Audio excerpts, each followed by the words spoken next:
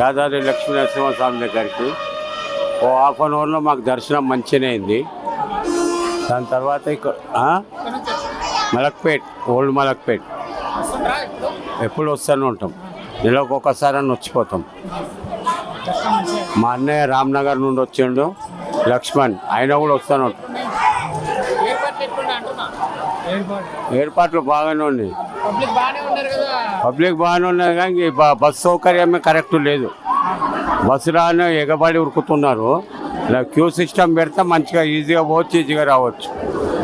Bus సౌకర్యమే బాగలేదు. ఇక్కడ water ఉన్నది, ఏదో ఒక వాటర్ తాగాలగా, అంతే. చల్లగా కావాలని లేదు, వాటర్ అయితే దొరుకుతుంది. లేదు సార్,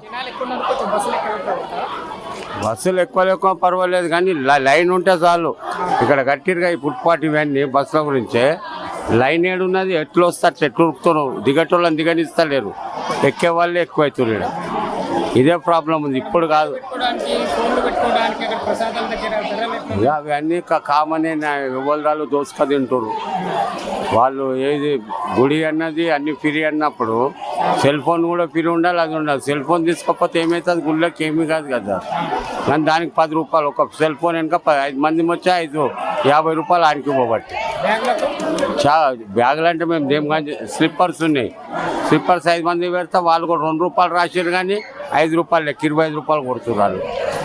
ఎవరిని మనతట్టు దర్శనానికి వచ్చిన దేవుని దైవ దర్శనం చేసినాము, అంతే. ఇక మాదేం లేదు. మాది వరంగల్ అండి. ఆ నుండి ఫ్యామిలీ మెంబర్స్ మొత్తం వచ్చినండి. దర్శనం బాగానే జరిగింది, కానీ బస్సులు బాగా ఎక్కడం ఇబ్బంది అవుతుందండి బాగా. వరంగల్ నుండి దర్శనం 2 hours పట్టిందండి.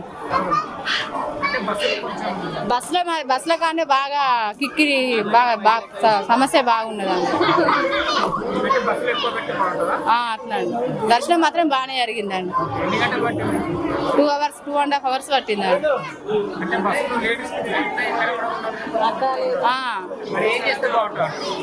ఏం లేదండి, ఏమున్నది, ఇక కొంచెం బస్సులో కొన్ని ఎక్కువ పెట్టాలండి.